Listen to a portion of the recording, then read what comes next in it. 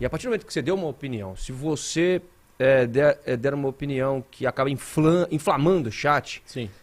como é que você faz para poder lidar com isso? Ou então você já lida com isso antes, pensa com isso antes, ou você nem olha o chat enquanto está trabalhando numa transmissão? Não, quando eu estou trabalhando eu não olho o chat. Eu nem deixo a live aberta. Eu só faço a transmissão direto. Quando acaba a transmissão, você eu vejo alguns pontos de alguns comentários que eu fiz. Tá. Né, para justamente não perder a mão. No início, quando eu virei comentarista mesmo, na época que eu fazia CS, eu era muito crítico. Eu criticava muito de uma maneira mais incisiva, assim. Você lembra, né?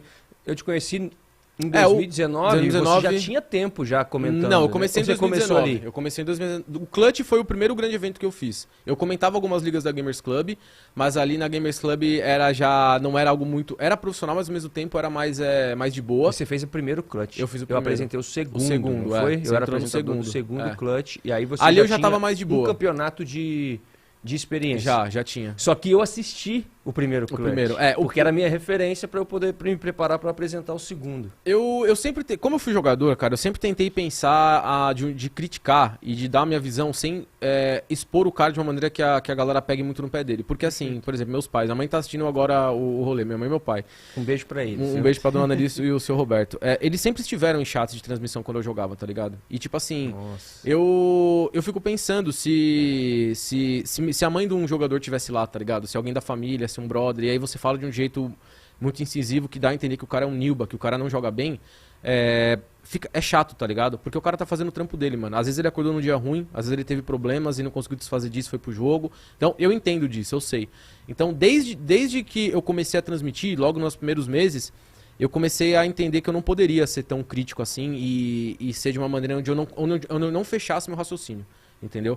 Então, por exemplo, eu não posso falar que o cara é nilba porque ele errou aquele tiro, tá ligado? Eu tenho que explicar por que ele errou, por que ele tava mal posicionado e o que fez ele errar esse tiro.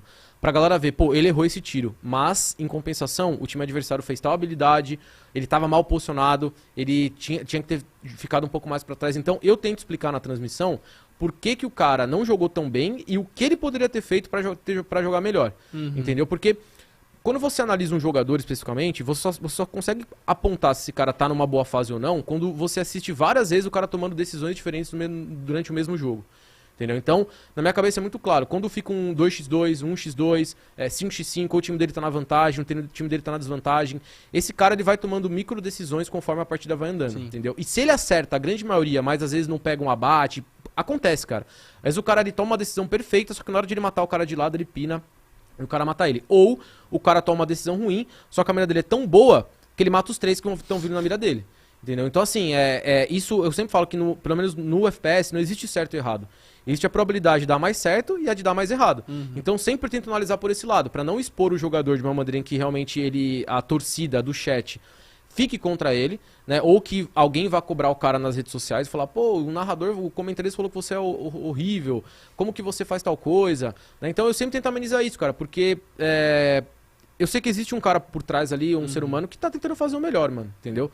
Então eu sempre tento ter esse limite. Obviamente que uma vez ou outra, se o cara faz algo muito grosseiro, eu tenho que ser honesto e eu tenho que falar, cara, ele não pode mentir, eu não posso mentir.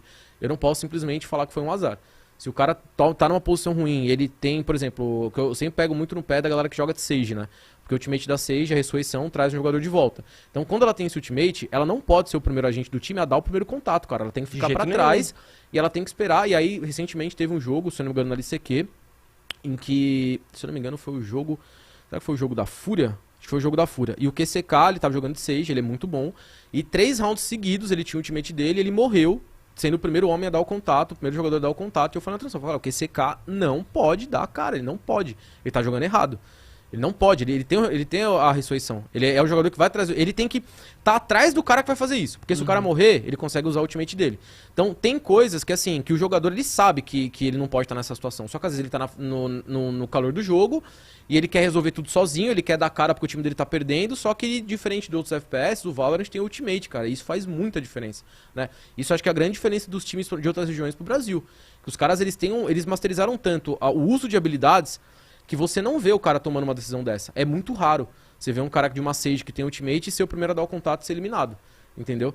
Então, algumas coisas que eu sei que o erro é muito forte, eu pego um pouco mais no pé. Eu falo, ó, isso aqui tá muito errado, ele não pode fazer.